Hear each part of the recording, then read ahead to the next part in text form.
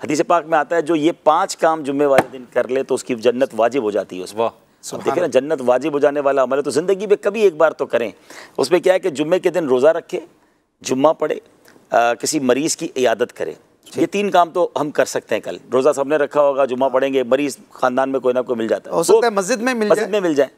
2 काम है, निकाह में शिरकत करे और जनाजे में शिरकत करे। इसके साथ एक छोटा सा, मैं शायद चेहरों पे मुस्कुराहट भी आएगी और बंदा चाहे तो नेकी कैसे हो जाती है। अच्छा, मुझे चूंकि कल ये 4 काम मुयस्सर है, निकाह मैंने पढ़ाना है मदीना में, तो अब मैं सिर्फ अब अल्लाह खैर करे जनाजा मिल जाएगा तो। लेकिन एक बार क्या हुआ कि एक मुबल्लिग दावत इस्लामी जो थे उनका, मैं इसकी वाक़या बता रहा हूँ कि कोशिश करे तो बंदा कैसे मिल जाता है उसका काम, कि उन्होंने सोचा कि यार सबको बयान करता रहता हूँ और कभी खुद तो ये काम किया नहीं, तो यार चले हम भी कोशिश करें। तो रोज़ा रख के जुम्मा पड़ा और फैज़ान मदीना में ही वो है, क्या नाम है, शिफा खाना है, तो वहाँ भी चले गए। मरीज़ की आदत भी हो गई, निकाह पढ़ाना था, निकाह भी शिरकत हो गई। अब उन्होंने कई दोस्तों को मैसेज किया कि यार कहीं से कोई जनाजे की इतला हो तो मुझे बताएं। वैसे नॉर्मली मैसेज आ रहे होते हैं।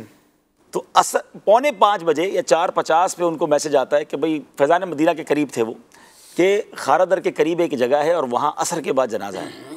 उन्होंने कहा चलो मैं पहुँचता हूँ। ये वहाँ पहुँचे, वो गलियों के अंदर मस्जिद, वहाँ जब पहुँचे तो अब चूँकि वो मदनी चैनल के मुबल्लिग भी थे तो इलाके वाले हैरान कि ये भाई यहाँ कहाँ से आ गया। अच्छा, वो पहुँचे तो नमाज असर ख़त्म हो चुकी थी, जनाजा बाहर रखा था, मस्जिद वाले बाहर आ रहे थे, तो उन्होंने कहा चलो मैं जनाजा पढ़ लूँ, नमाज असर बाद में पढ़ लूँगा।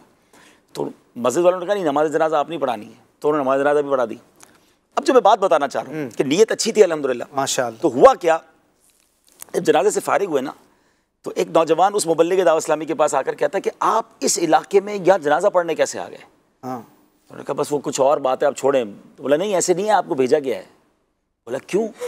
कह रहा है ये मेरी नानी का या पता नहीं फूफी का बताइए, उनका जनाजा था और ये दिन में 15-16 घंटे मदनी चैनल देखती थी और इनकी ये वसीयत थी कि मेरा जनाजा मदनी चैनल वाले पढ़ाएंगे। अल्लाह, ये आप कैसे आए हैं, कहाँ से आए हैं? तो वो मुबल्लिग भी हैरान, वो भी हैरान।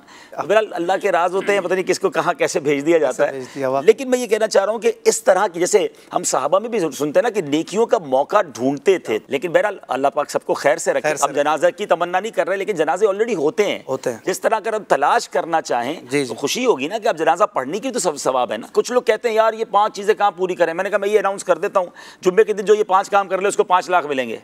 अब देखें कैसे पूरे नहीं होते। कल रात से बैठ जाएंगे यार, कहाँ मरीज मिलेगा, कहाँ निकाह मिलेगा, ढूंढ के रहेंगे। मस्जिदों में ऐलान शुरू हो जाएंगे कि भाई कहाँ निकाह बता दें, अगर जैसी कोई जनाजे का ऐलान हो। तो जब 5 लाख रुपए मिले और 5 काम करने के लिए आप तैयार हो जाते हो, तो ये तो नबी पाक का फरमान है कि जन्नत वाजिब हो जाती है। सुभान अल्लाह, वाजिब हो जाती है। और जुम्मा वो भी रमजान का। सुभान अल्लाह, कोशिश करनी चाहिए इस तरह की नेकियों को तलाश करना। जबरदस्त।